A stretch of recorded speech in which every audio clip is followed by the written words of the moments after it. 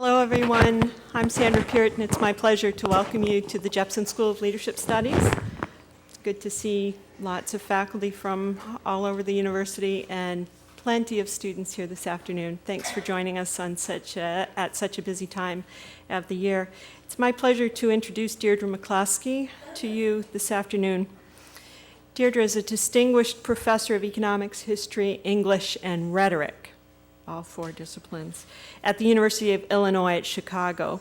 She's perhaps the most eclectic and one of the most influential economists of the late 20th century and early 21st century. I'll tell you now, she's sometimes controversial. McCloskey obtained a PhD from Harvard as a student of Alexander Gerschenkron, and then taught economics at Chicago, the University of Iowa, and Erasmus Universiteit in Rotterdam. She's now at UIC and also has an appointment in economic history at Gothenburg University in Sweden. Some of us first came to know the work on enclosures, the slow process by which property rights in land were established in post-feudal England. I came to appreciate the careful economic historian as I began to investigate W.S. Jevons' sunspot theory of business cycles. The rhetoric of economics was earth-shattering for me and for my colleagues in graduate school. More recently, two strands of research sometimes intersect, and both are profoundly important for economists and for the public at large. One, on statistical significance, with Stephen Ziliak, reminds us that the cult of significance in empirical methods has led economists, econometricians, statisticians too frequently to ignore significance, plain and simple. Something that's statistically significant, something that's non-random, but accounts for very little, remains an unimportant explanatory factor. With our zealousness for precision and for models, and for quantitative models, we sometimes lose track of this important fact. The other project is the 6-volume project that so far has resulted in Bourgeois Virtues and Bourgeois Dignity.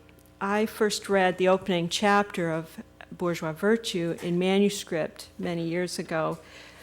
I couldn't put it down. Imagine that, an economics book that you read late into the night. I couldn't put it down. And I'm not a geek. It tells a compelling story about how markets and how trade and reciprocity are conducive to virtuous acts. Imagine that. Someone who defends markets not on efficiency grounds, but on moral grounds. Did I mention that Deirdre likes controversy? She continues the controversial line in Bourgeois Dignity, essentially published in the last couple of days by the University of Chicago Press as well. And here Deirdre argues that innovation, simple ideas that you and I might have had we lived then, not investment, not exploitation, but ideas put into practice, were responsible for the enormous, and she shows us just how enormous it was, increase in well-being and human dignity that occurred in the course of the Industrial Revolution. It's a brave book. It tells us, for instance, that economics, with its stress on laws, contracts, and freedom, alone, economics is insufficient to create the conditions for economic growth. Also required are some of the tools from sociology, dignity, and status, and only together do these constitute the ingredients to human flourishing. Though this may be controversial amongst neoclassically trained economists today, I should say that it's very much in line with the economics of the past, with the economics of Adam Smith, at least rightly interpreted. Earlier today, Deirdre was asked how her views on economics have changed over time. And though she didn't quite put it this way, I would argue that Deirdre has become more Smithian. That is to say, not just Smithian in the Wealth of Nations sort of Smith, but Smithian in the theory of moral sentiments vein as well. Please join me in welcoming Deirdre McCloskey to the Jepson School of Leadership Studies. Thank you.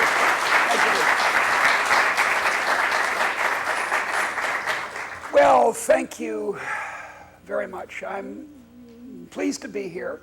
Is the microphone working in the back? Can you hear me perfectly well? Okay, good. This is our oldest innovative technology, microphones, but about a third of the time they don't work, which is an interesting comment on my theme this afternoon. I have a stutter, so occasionally I'll block. And don't be embarrassed, it's not you. It's okay. If you can't stand it, well, too bad. I'm here to talk mainly about the book that I didn't publish it.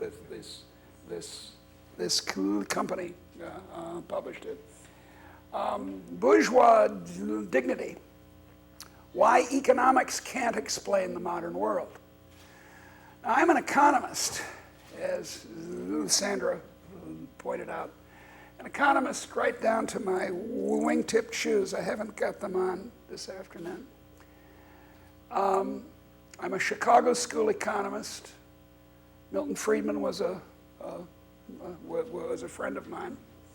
I'm a conservative economist in some ways. But in my career, I've gradually drifted. My great heroine is the comedian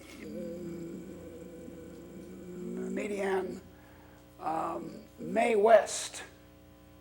Come up and see me sometime.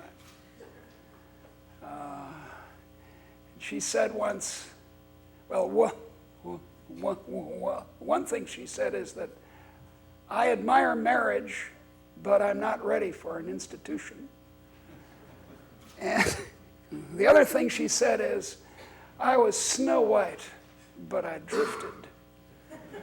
I was Snow White, but I drifted. And that appears to have happened to me in my scholarly career. I started as a quantitative, somewhat mathematical economist, and I haven't thrown away the quantities or the math, which is even in this book, but I've added to it. I've slowly, gradually, over decades, it's like one of those slow motion crashes in an adventure movie. I've slowly moved to what I call now humanomics. An economics that takes the humanities seriously, that takes the meanings that we give to our behavior, not just our behavior, seriously. An economics that doesn't treat us like rats. Rats, are rational. There are actual experiments showing that rats view cherry soda as a superior good, as economists express it. The income elasticity of demand for cherry soda as against water and food pellets among rats is greater than 1. Isn't that interesting? If you change the price of the food pellets versus the cherry soda or the water, the law of demand holds for rats. Now, when that was first discovered back in the 1970s, we at the University of Chicago were all excited. Oh, this shows how wonderful economics is, that it applies even to rats. They did some further work on pigeons. They were the same way. But wait a second. Is that a triumph for the old-style economics? Or is it kind of an embarrassment to the old-style economics? Grass is rational. Think about it. Grass rationally seeks the light. Grass as we say it in economics, maximizes under constraints. You've seen the grass in your dad's driveway that irritates him so much, it comes right through. So I've gradually come to understand that beyond prudence, beyond maximizing, beyond making the most profit you can, beyond seeking the light, a good thing to do, is other human motivations. Now, this isn't saying that prudence is a bad thing and you should stop studying finance or something, but it does mean that to have a full picture for why people do things, many things at least, you're going to need a more complicated way of thinking about human beings than the way you're taught in economics courses. Now, if I was teaching an economics course here, I'd be teaching you this narrow, prudence-only way of thinking. But nowadays, towards the end of the course, I'd start saying, now look, we got to go further. We've got to go to humanomics, a humanities-influenced economics. Now, what this book is, this Bourgeois Dignity, a wonderful book,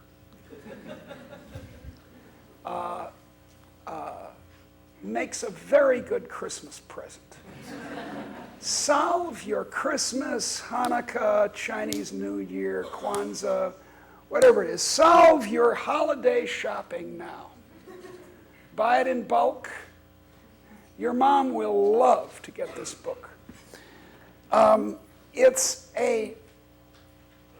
It ended up, I didn't really intend it this way, but it ended up being a kind of a review, a march through all the prudence-only explanations of the so-called Industrial Revolution and the modern world. And I kept finding that they didn't work. Exploitation of the working class. Too small, too late. Imperialism, the slave trade.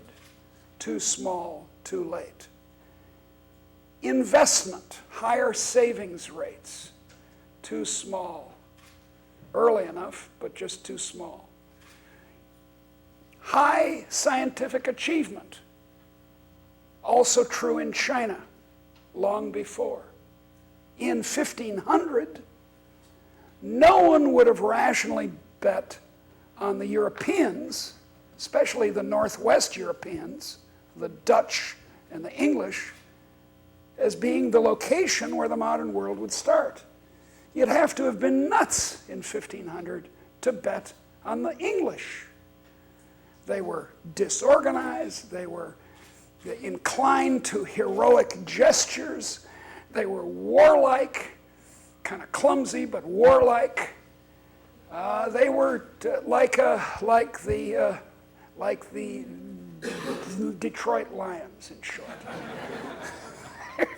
I have a roommate who's from Detroit, and last Sunday the Bears won, and his Lions lost, and I torture him with that. Okay, so it was a very strange event. And many of the things we think caused it, Christianity, oh, well, I'm an Anglican, I'm an Episcopalian, so I'm very inclined to think that Episcopalians are the best folks. But it's stupid. It's not right. That's not why it happened. Christians in Russia, Orthodox, they didn't invent the modern world. They did all they could to stop the modern world. So it's not just Christianity. It's not even Protestantism, which is an old argument from 1905 from Max Weber. Protestantism doesn't work either.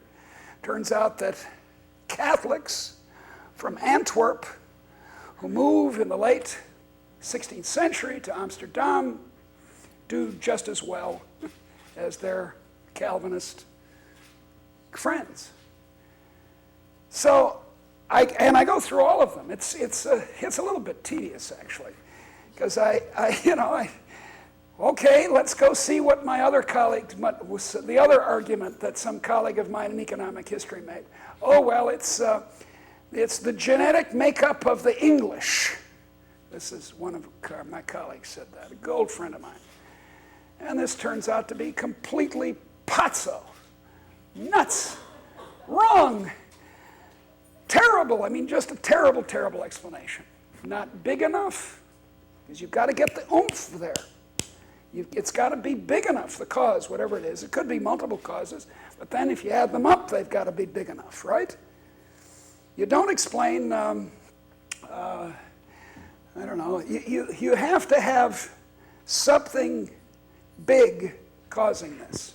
It can have accidents in it. It can be contingent on the way things were in Holland and England in the 16th and 17th and 18th centuries. I agree with that. And those can be attached to accidents. In any case, what it comes out of it has to have the oomph, the power to explain it. And what explains it has to be about innovation. Has to be about new ways of doing things. Look around this room. You know, you could have candles, I suppose, but in order to get the amount of light that you have here, it would have to be the candles of a Harry Potter movie. I mean, there'd have to be thousands of candles. I mean, the candle power of, oh my God, one of those things is, you know, that's probably 1,000 candle powers in that one lamp. The carpeting is machine made.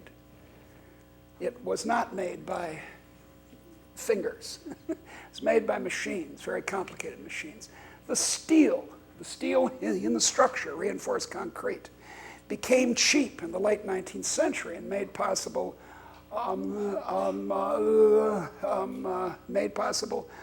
skyscrapers, as in Chicago. The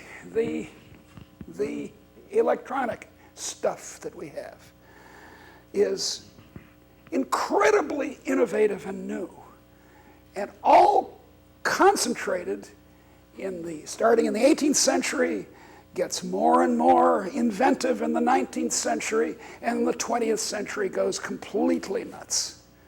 Innovation, innovation, innovation. Not just inventions, but also organizational inventions.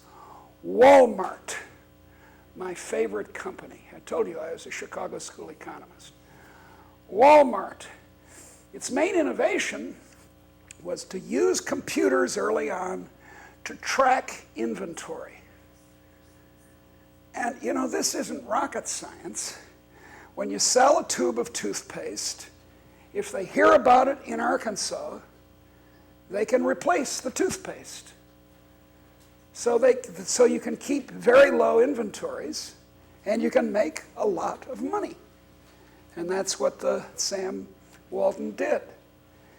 So, and there are all kinds of organizational changes. The invention of the corporate form and the perfection of the corporate form. Those are all stunning innovations. Okay? So it's innovation, it's not investment. It's not piling brick on brick.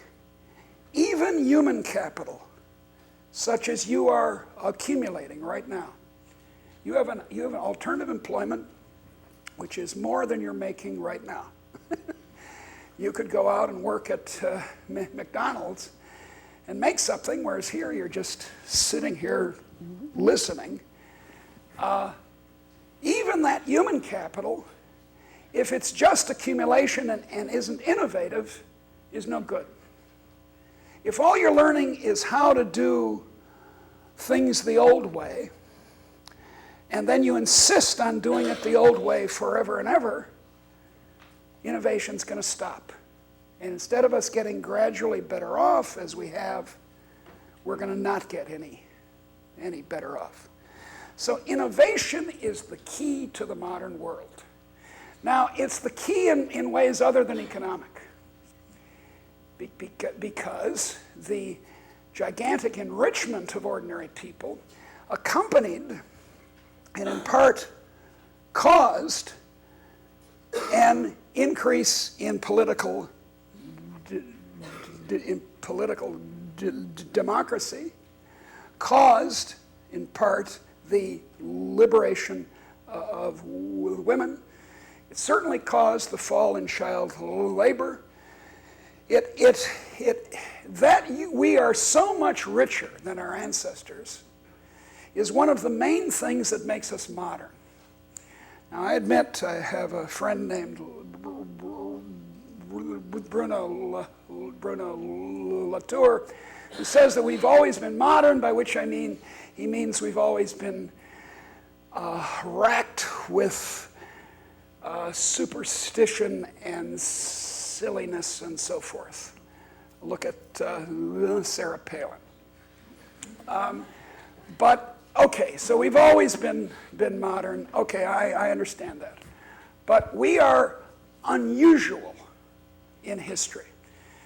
And we're unusual because we're so rich. Look at this highly scientific diagram that I have here. Here it is. We're going to start this history in 50,000 BCE, which seems to be roughly the time when language is invented in Africa. Everyone here, by the way, is an African. You got to get that straight. We all came out of Africa. And around 50,000 BCE, in what we think in what is now South Africa, language was invented. There had been, as far as we can figure out, probably some sort of quasi-language before, but language such as we could understand language to be is only 50,000 years old. By the way, as soon as there's language, there's trade, exchange over fairly long distances. The stone that they used to make axes before language seems to be coming from the immediate neighborhood, and after language comes as far as 100 miles away. Okay, 50,000 BCE. Through all this period, the average income of the average person is about $3 a day. I mean, suppose you had $3 a day to support yourself in enrichment, right? You could buy 2/3 of a cappuccino, and that would be it. You wouldn't be able to spend anything on housing, clothing, education, anything else. That would be all you could buy. This is at modern prices, $3 a day. $3 a day plus or minus a couple of dollars, anything from $1 a day to $5 a day, was what all our ancestors earned until very recently. Earned and spent. Now, I don't see any descendants of the crowned heads of Europe or Africa or Asia here. I don't see any Habsburg chins. I'm looking around. No. I think everyone here, including me, is the descendant of peasants, poor folks. If it's not one generation ago, it's 2 generations ago. My ancestors are Irish and Norwegian and English. In 1800, they were all poor. Very, very poor. $3 a day poor. Indian poor. Okay? South Asian poor. That goes on and on and on and on. And the reason it does is economics. It's Malthusian economics. If people got a little better, they invented something, the bow and arrow. Bow and arrow was invented in, let's see, about here.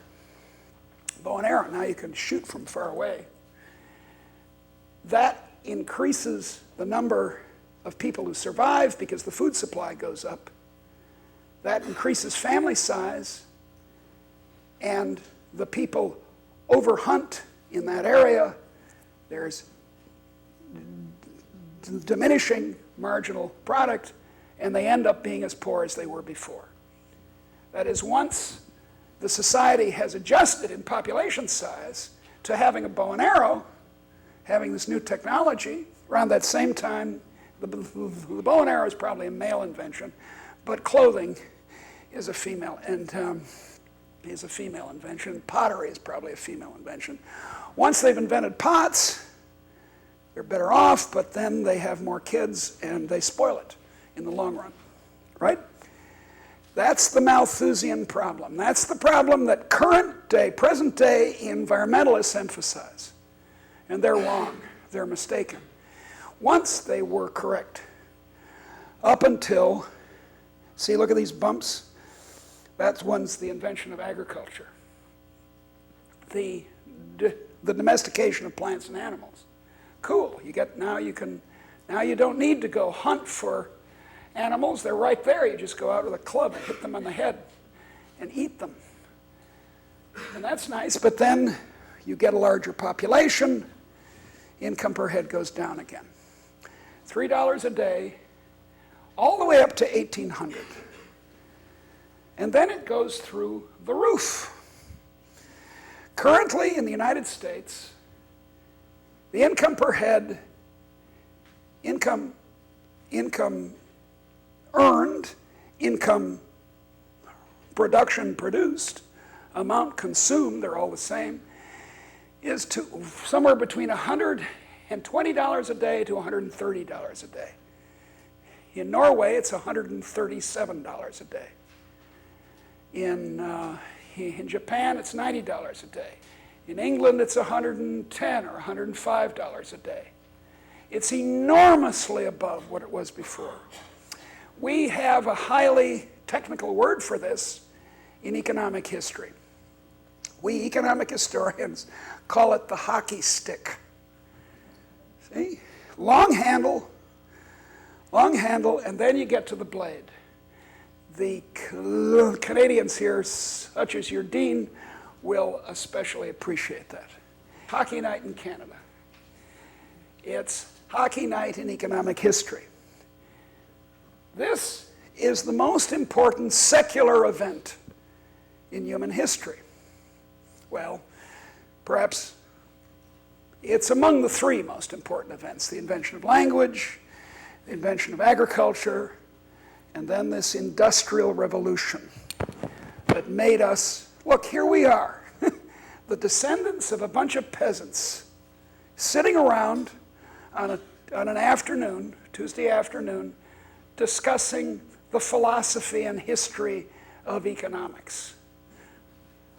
What of our ancestors, our remote ancestors, would be able to do that? They couldn't read.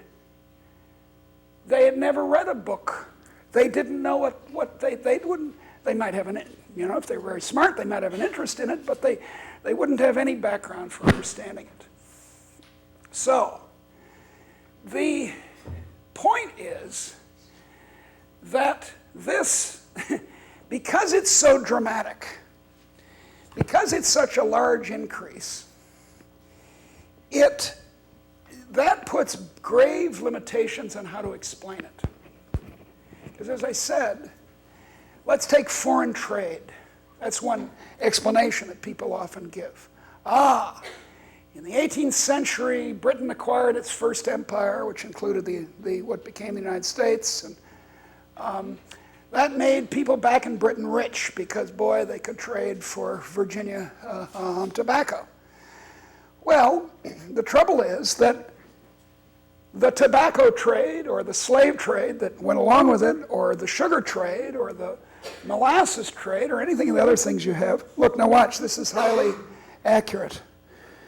It probably made income per head go up. Now watch, I can hardly hold it steady enough to show it. Go up, like, doop, there.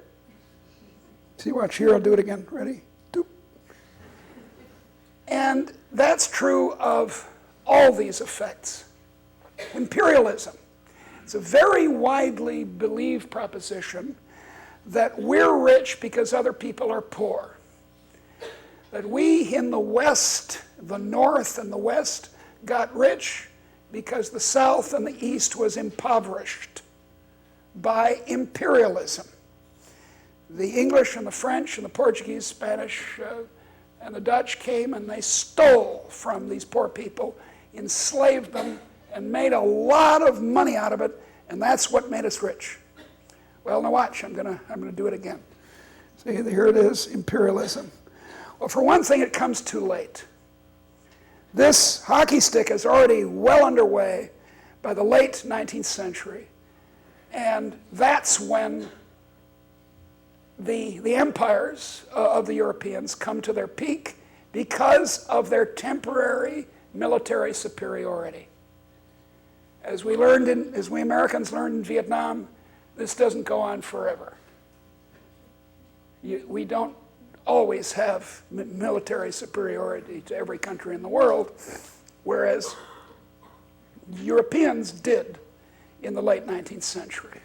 They had steel ships, they had machine guns, they could take on any number of brave Zulu warriors and win. But that's no longer the case because the Zulu, or the equivalent of the Zulu warriors, have Kalashnikovs. So in any case, the empire came too late to explain anything, and if you look carefully at it, you discovered that these empires helped some people in Britain or Belgium, like the king of Belgium, who owned the Congo, the Belgian Congo, outright. It was his estate. No one else in Belgium owned it. He owned it. And he terribly abused the people of Congo. And he got rich on it, making them collect rubber. But ordinary Belgians didn't. They got better off because they made good steel and they dug for coal in the south of their country. So working hard, being inventive, above all being inventive, made the Europeans rich, not stealing from other people. And so it goes in this wonderful book, which makes such a good Christmas present. So what's the explanation? Well, you have to wait for volume 3 for that. But the full explanation doesn't come until volumes 3 and 4, but in this second volume of 6, I do argue that it's a change in sociology. It's a change in how people looked on innovation that changed the world. Before 1800, especially before 1700, and most especially before 1600, merchants, manufacturers, inventors were the social scale very nearly in most countries. If not at the bottom, very low, and below the people who ran things, who were the gentry and the aristocrats. So it was a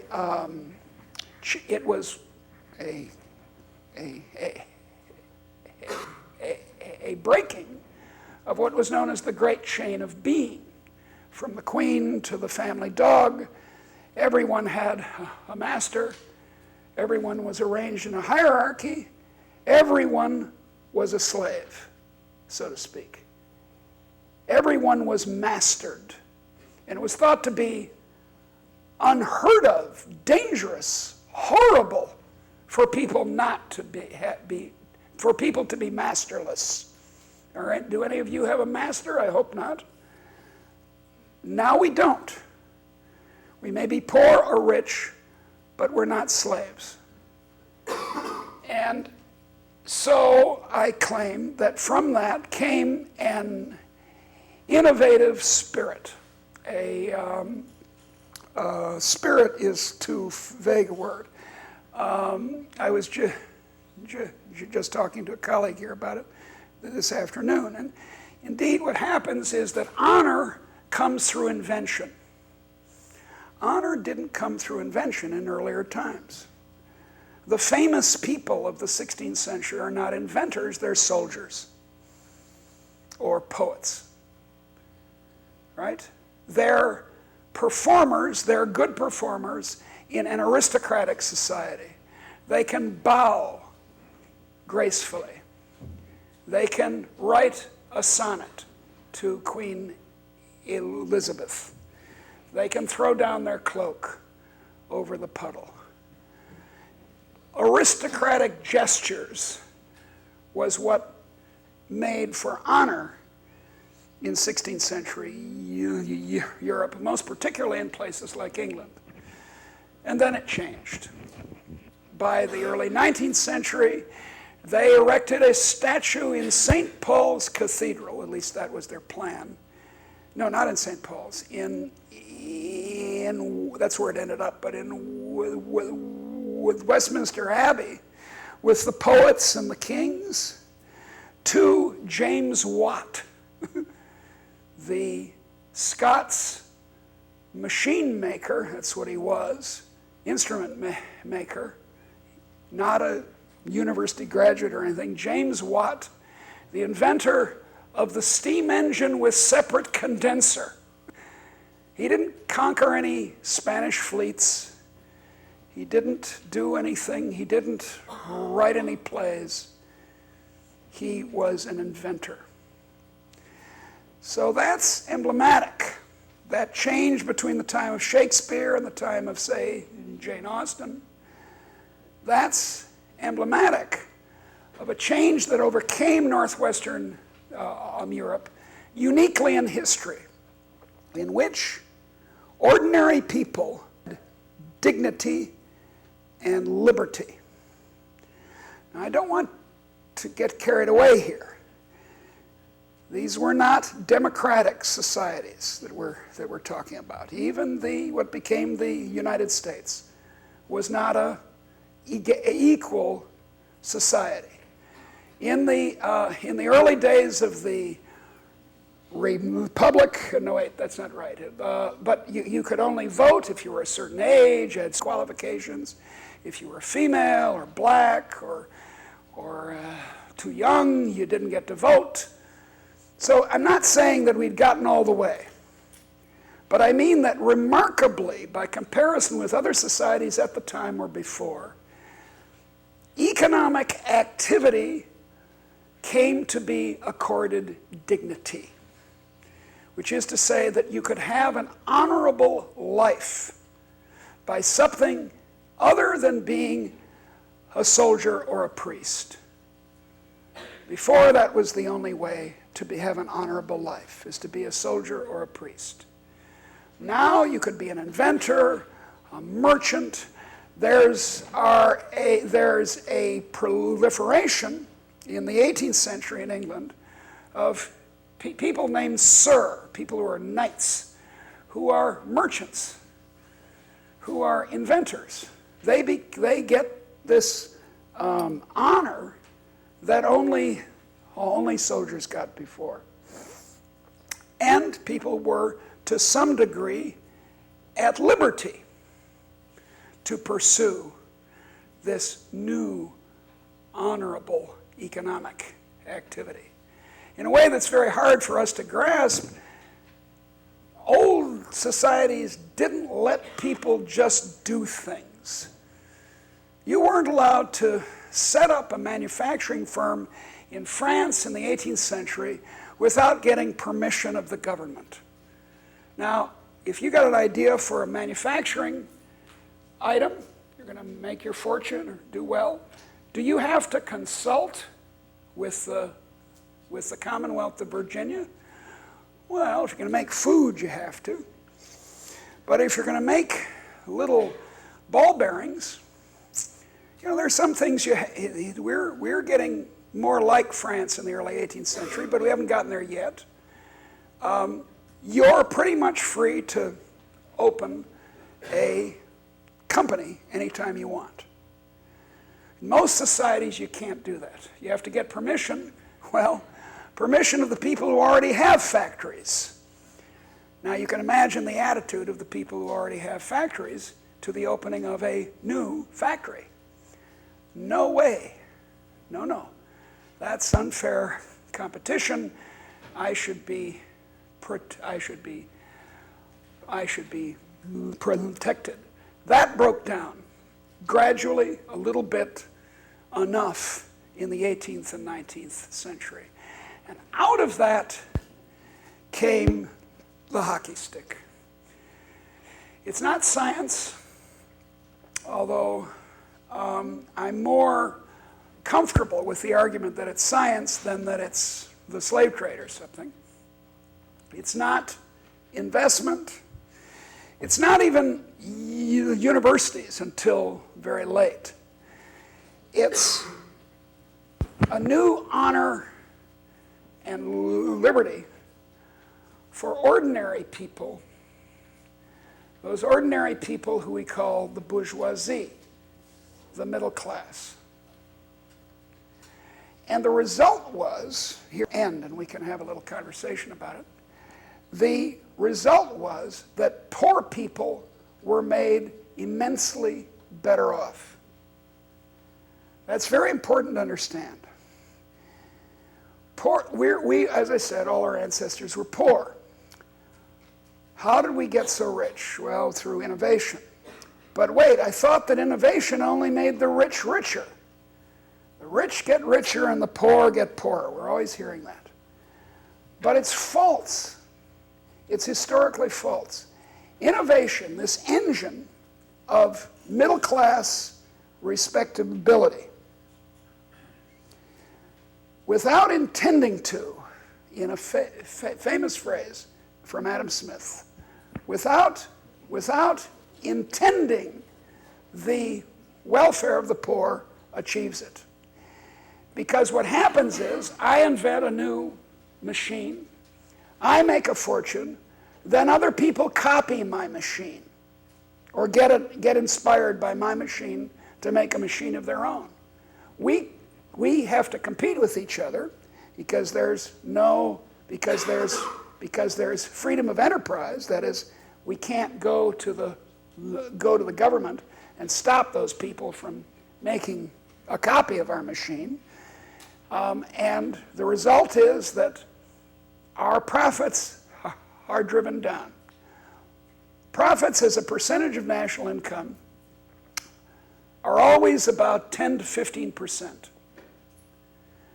That's an important figure to bear in mind because it means you can't make the poor much better off by taking money away from the rich. The rich who earn these profits, although they're earning a lot, it's not enough to much change the condition of the poor. What changed the condition of the poor was the blade of the hockey stick, where we're not talking about 10 or 15% of increase. We're talking about 2,000% of increase. 2,000. So what made the poor better off was not government intervention, was not laws enforcing the 8-hour day. It wasn't trade unions. I suppose I'm the only person here who's been a member of the National Maritime Union, as I was. But still, the National Maritime Union couldn't even get me a job on a scow in Boston Harbor. So the unions, the protections against the excesses of capitalism have only slightly increased our income. What increased our income was the innovative machine run by the bourgeoisie. So I want you all to go home and be pleased that you're middle class, that you're not peasants, you're not aristocrats, you're the middling sort, as they called it in the 18th century. Everyone in this room is middle class by education, although make sure that you actually graduate. Then you learn the bourgeois handshake. They haven't told you about that? Bourgeois handshake, it's a special handshake.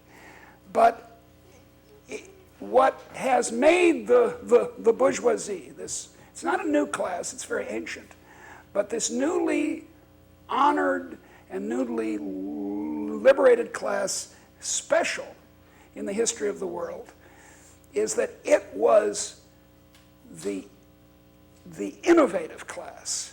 It was the class that gave us the modern world. Thank you very much.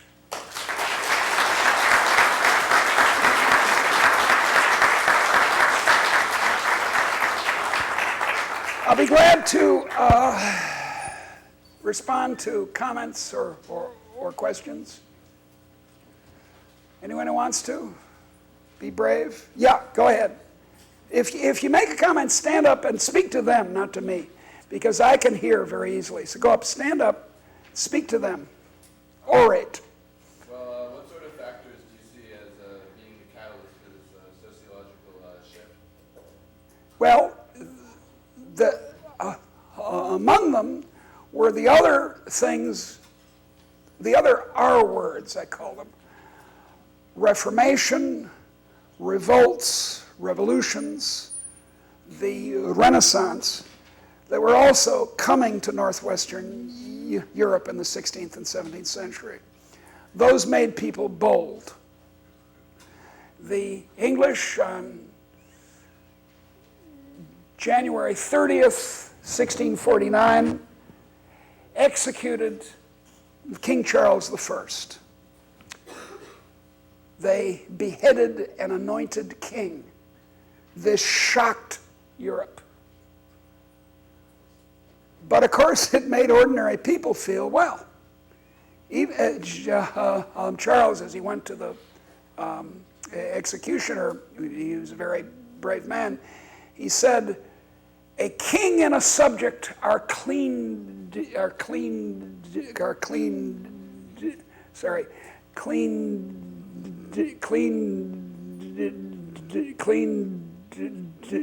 different things. A king and a subject are not the same kind of animal." Well, that was cast into doubt when it turned out his head came off just as well as anyone else's. So that's a partial answer. It's not, and this I believe to be true, it's not some ancient European superiority. As I said in 1500, if you were going to say who was going to have an industrial revolution, you would surely have said China. Yeah? Innovation seemed to be the causal thing here in the story. What if the virtues didn't support the innovation, and instead they were poo-pooed for doing the innovations at that point in time? Would that fundamentally alter your story? Absolutely. If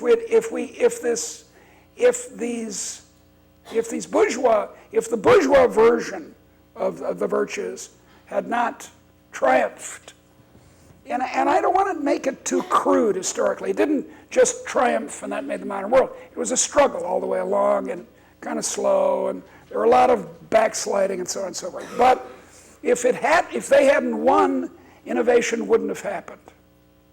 You can see this. Here's a counterfactual. Here's a kind of mental experiment.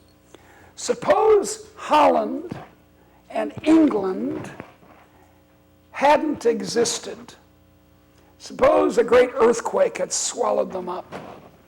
Or suppose the Spaniards had succeeded in 1588 in the Spanish Armada to conquer England, as they were going to do if a divine wind hadn't come and destroyed the Spanish fleet. Suppose that had happened. Would France have industrialized? Would France have made the modern world? And I think the answer is no. France was a highly and foolishly centralized economy. It still is. Henry Kissinger said once that France is the only successful communist country. It's always been that way. You had to get permission. You couldn't do anything on your own. No, don't do that, don't do that. See? So I think it was precisely the example of Holland you can show this. You can show that the success of the Dutch in the 17th century. This is very strange. This little teeny country on the marshland at the mouth of the Rhine and the Meuse has a commercial industrial revolution and becomes the richest country in the world, bar none, in about half a century, while fighting a world war against Spain. Spain was the United States of the time. It was overwhelmingly the most powerful country in the world. And yet, the Dutch beat the Spaniards. And that, you can show in detail that really bothered the English in the 17th century. And this stuck in their craw, as we say. And that helped, that was another one of the causes that England became bourgeois.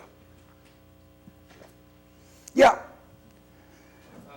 As I look at your hockey stick graph, I think Yeah, very accurate. Increasing levels of inequality by the fact when you get these people with their innovation making more and more money, you Yeah. see people at the bottom.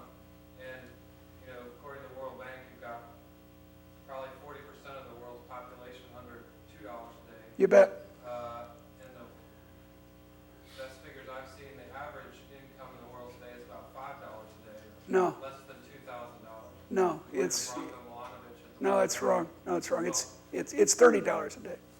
The average? Yeah, the average is $30 a day in the world. I mean, if you take total income divided, more or less, just think of the common sense of that. There are a whole slew of these countries. The OECD countries are earning these big $100 and higher a day, and that's it's not inconsequential. And then the Chinese are doing fairly well at $13 a day, and the Indians are catching up. They're around $8 a day. $30 they would put it at $10,000 per capita. Roughly, that seems pretty high. That's the average. I was just looking at the figures the other day. You can go look at them. But in any case, you still got a broad level of inequality that's different than other eras. And I wonder if you could comment on the inequalities in terms of even opportunities for innovation, different infrastructures, and how that would affect the argument in the current era. Well, that there are inequalities because some people have adopted markets and innovations, and other people have spurned them, is, you would agree, not something wrong with innovation. It's not a bad, that doesn't make innovation a bad thing. I'm pro-innovation. Good. And so that means that the inequality comes from the sad fact that some countries didn't adopt bourgeois dignity and liberty. Example, for 40 years after independence, India had a very low growth rate.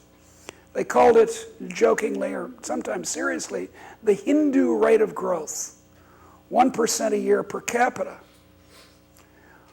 Well, 1% a year per capita doesn't get you very much. In 72 years, income with that regime doubles. In 1991, the Indian government, partly because of the irritation of the Chinese doing so well,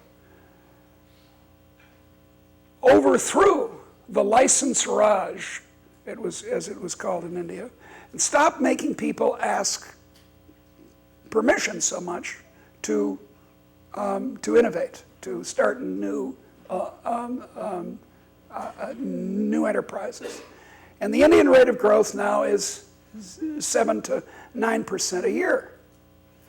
In the crisis of the last few years, India was not very much affected. Neither was China, for that matter. their growth rate went down a little bit, and now it's up again.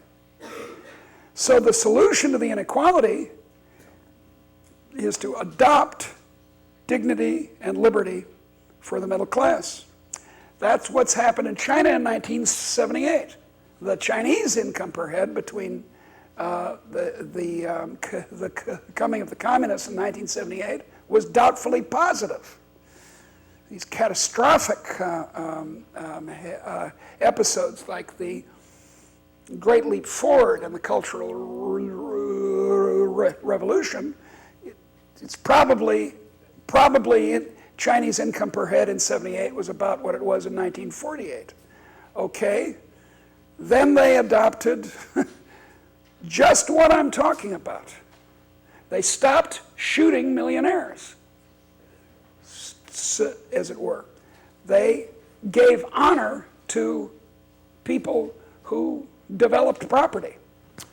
And now their growth rate is over 10% a year, which means that their income, it's slightly faster than in India, their income is doubling every 6 or 7 years. It doesn't take too long, a couple of generations, and they'll be up to a European standard of living. They're still very, very poor, $13 a day, but that just shows the appalling place that they started in 1978. So inequality is, it's not inequality that's bad, it's poverty that's bad. I think you would agree with me. Sheer, you don't? Why not? Well, respectfully, I'd say inequality of income can create Envy. absolute, relative deprivation in income can cause absolute deprivation in other important spheres like sense of self-respect, even in life expectancy. Well, surely in life expectancy, if you're not eating very much, you're going to have a low life expectancy. If you can't afford medical care, you're going to have a low life expectancy. I agree, but I think it's if you do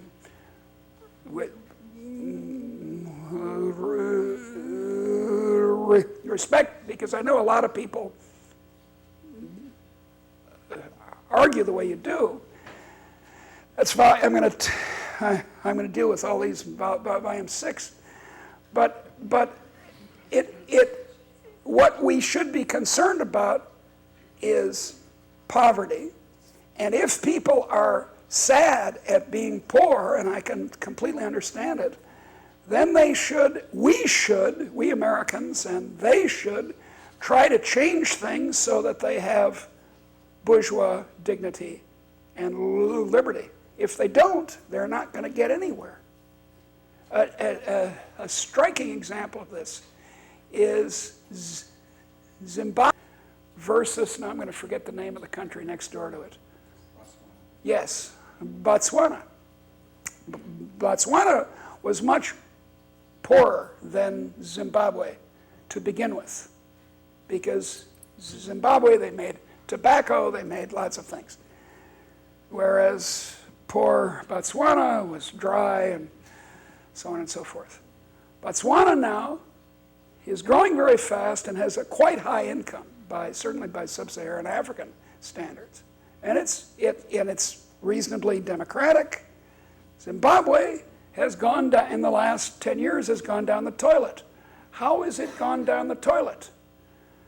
By stealing from people and then shooting them if they complain.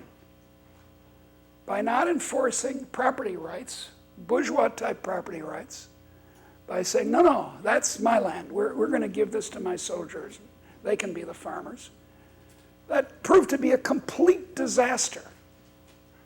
So I'm not saying, as so many economists do, that property rights suffice. They don't. You've also got to honor innovators.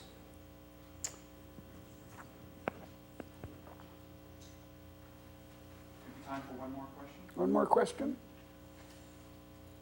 Yeah. Do you think that the sociological shift to being more accepting of innovation. Yeah. Was something that was top-down, driven by a few great people who shook, or do you think it was more such a broad development that it happened without people who realized? I think it happened without people really realizing it. In the case of China and India, now it's top down. Although in both cases, mainly what the top did is stop hassling the bottom. The Chinese, in some parts of the Chinese economy, things are still done by central planning, and those are the areas that do terrible mistakes, like building dams. They're going to silt up in 10 years. But there's a very wide part of the Chinese economy that's just up for grabs. People can go do it. I think in the 17th and 18th century, well, here's how I know. The ideology that justified bourgeois dignity and liberty developed late. The high ideology, Adam Smith, was late in the 18th century, whereas the sociological change was late in England, at least. It seems to be late in the 17th century. But stay tuned. Volume 3. Put your orders in early. That'll make a very good Christmas present in 2 years. Deirdre, thank you so much for that wonderful, engaging talk.